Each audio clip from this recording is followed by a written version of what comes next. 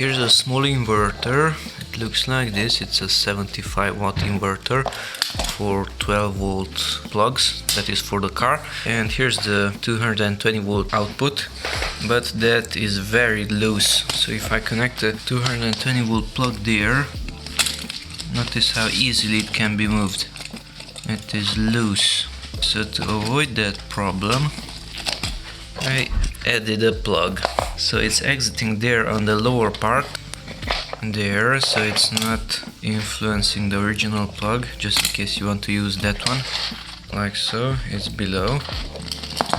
I just soldered the two wires there. The original wires are very thin. And here's the plug that I added, and this is much better. Now this is not loose at all. I made a knot inside there on that white cable, so it cannot be pulled out, and that's it. So it's just a small extension to this output for the 220-volt plug. These will be placed back.